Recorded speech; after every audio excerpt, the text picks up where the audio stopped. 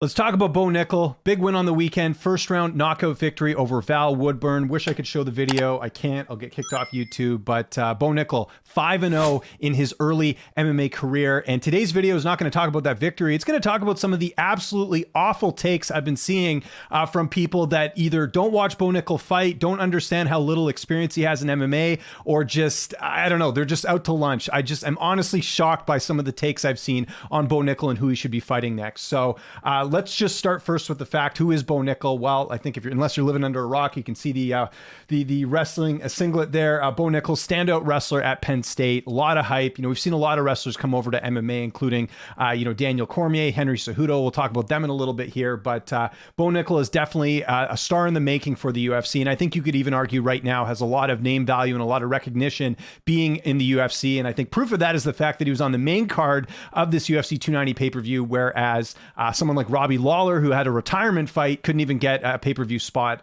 Bo Nickal did. But that's not what we're here to talk about. We're here to talk about some of the awful takes. So first, Bo was supposed to fight Tresean Gore, which I think was actually a decent matchup for him. Gore doesn't have a ton of MMA experience himself. He was kind of a bit of a surprise on The Ultimate Fighter, going quite far in the show. So Gore's out. Val Woodburn's in, 7-0. This is the type of opponent that Bo probably would have fought on the regional scene if he was any other guy and was not some outstanding wrestler here. So this was one of the takes that I saw, and there was a few people who were making comments like this, but I'm not gonna out who made this comment. But this is a real conversation that I saw on Twitter, and like I said, I'm getting rid of the names just for I'm not gonna call anyone out here, but this is how people think of Bo Nickal. And this was a real conversation here. Someone saying, when in doubt, call Strickland, as in Sean Strickland. So someone thinks that the UFC, who has this really interesting prospect here in Bo Nickal, someone that, again, is coming from another world where he dominated in wrestling, they want him to fight Sean Strickland, who you could argue has done enough to earn himself a title shot, or at the very least is a contender in the middleweight division. So someone saying here, when in doubt, call Strickland.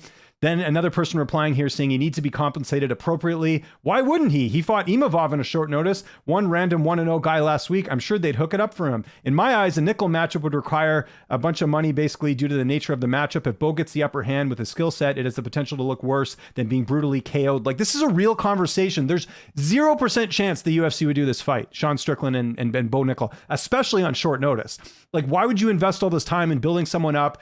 I think it was very strategic that Bo's first fight in the UFC was against Jamie Pickett, someone who has struggled in the octagon, but still has a lot of experience here. You look at it there, Jamie Pickett, a number of fights, much different than some of the guys that he fought in the regional scene, including John Noland, who was making his debut. You have this Zach Borrego guy, 3 fights. Donovan Beard only had 8 fights. Bo's running through them, but there's just still, a couple MMA fights here. So by the time he fought Val Woodburn, it was only his 5th fight. So this is something I think people forget. They think that Bo has some sort of like crazy experience in some other, discipline in martial arts. Like, this isn't like an Alex Pereira where he was a champion and, in kickboxing, and at least, he can stand and trade. Maybe the ground game's not there, but he's obviously got some great power here. So again, I don't know if people just are like forgetting that Bo Nickal has just started MMA. Like, if you go back and look at his amateur debut, it was back in September of 2021. So we're not even 3 years, not even 2 years, I should say, if my math is correct, that Bo Nickal actually had his first fight. So just think about that for a second. Bo Nickal made his amateur debut in September of 2021. It's July 2023. That's not that long ago. Bo, as far as his intentions of, making the move over to mixed martial arts, that was way back in 2019. So he signed with First Round, if you remember, management group, and then he decided to, make the move over to MMA, and obviously, great base for MMA being a wrestler, but still, like, do people not know that you got to still do everything else? You got to strike, you got to grapple, you got to do all these different things as well. So just to recap, amateur debut September 2021, pro debut June of 2022, so just over a year, and then made his UFC debut just this past March. Okay, he's only had 2 UFC fights, including the one he had this past weekend. So that's nothing. But go read the comments on this Bo Nickal presser here, and it's just, again, astounding that people are like, yeah, give him this guy, give him this guy. Read some of the comments here. These are ridiculous. Okay. Bo versus Ikram would make sense, but the UFC won't do that. They might give him a Dagestani striker. Why would they give him Ikram? It makes no sense to give him Ikram at this point. First off, they're building Ikram up too. That's why he's getting the fight with Paulo Costa. Ikram has, let's go look at Ikram's fights here. Ikram's 14-1.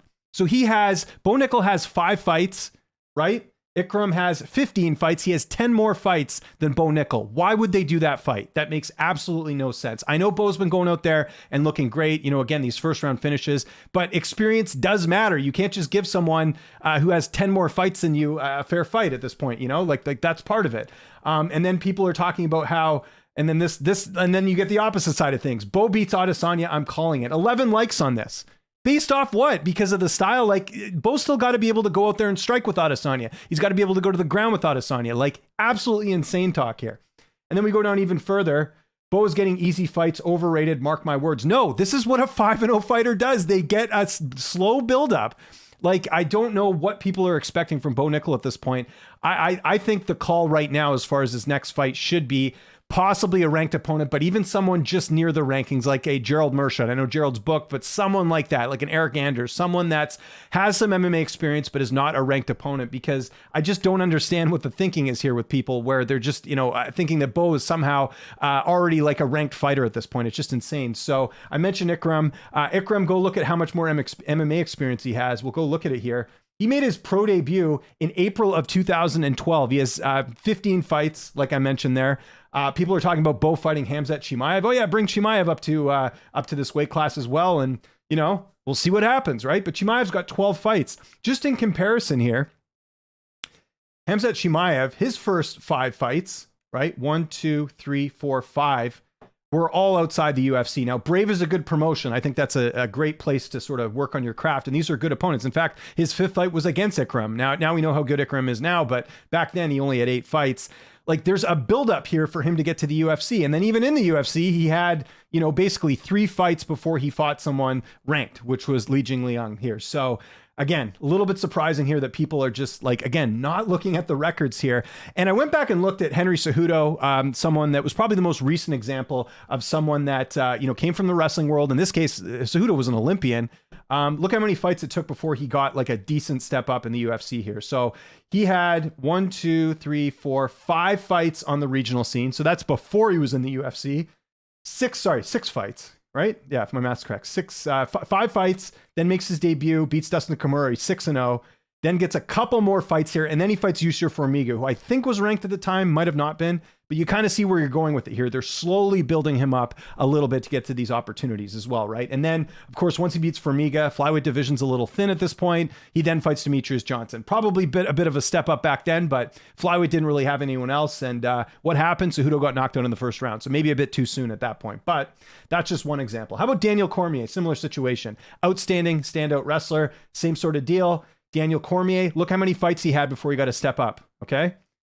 1, 2, 3, 4, 5, 6, 7, 8. You could argue Monson was a bit of a step up because look how many fights Monson had at this time, right? If my math's correct here, 53 fights, okay?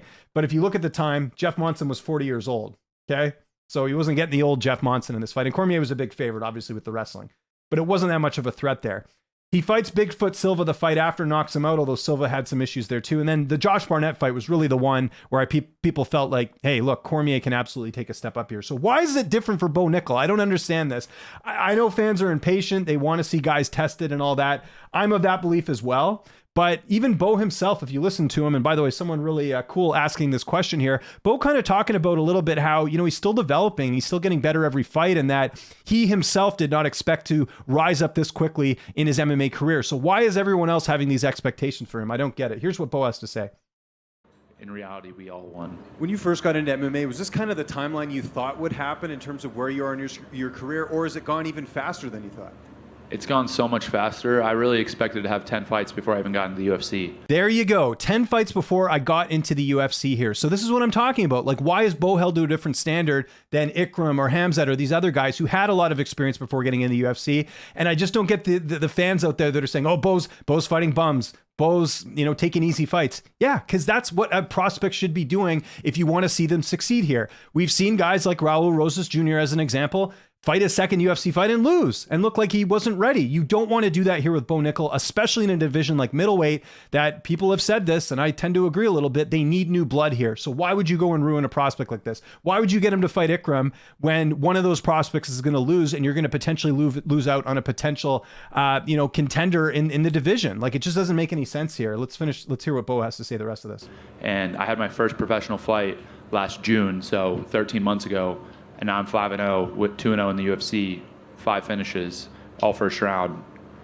Did not see that coming, but here we are.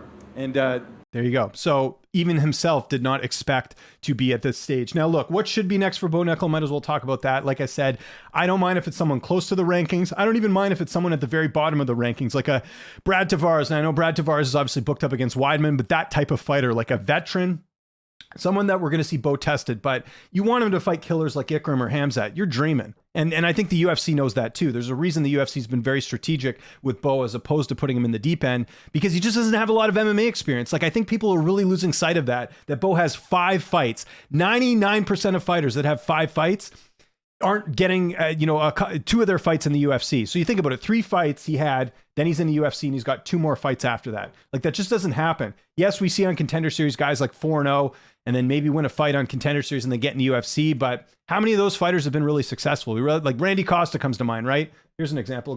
Let's go look at Randy's career here. And obviously Bo Nickal, a lot more talented than Randy Costa. I like you, Randy, a lot, but that's just the truth here. But look at a similar situation here. Randy Costa has 4 fights. He goes to the UFC, loses his debut. And then what happens? Yeah, he wins a couple, but then he loses and he's out of the UFC now. They're not going to do that with Bo Nickal. Bo Nickal has a lot of appeal here, again, from his wrestling background, from his credentials, former NCAA Division I wrestler. They're not going to give him the shark, so to speak. And I wish fans would realize that. That's the point of the video here. You guys got to look at Bo's lack of MMA experience and determine that in terms of who he's going to fight next. So that is all I'm going to say here. So I want to know what you guys think in the comment section below. Do you agree? Do you disagree? Who do you think Bo should fight next? I'm of the belief you could possibly give him a ranked opponent, but it's got to be at the very bottom of the rankings, or it's got to be someone close to the rankings. But stop with this Sean Strickland on short notice nonsense, or this, I'm going to fight Ikram. That's not going to happen. Okay. They're going to build him up the same way they've been building up other fighters. Follow me on Twitter, Instagram, TikTok, @LynchOnSports. I'm James Lynch. Thanks so much for watching, and I'll see you next time.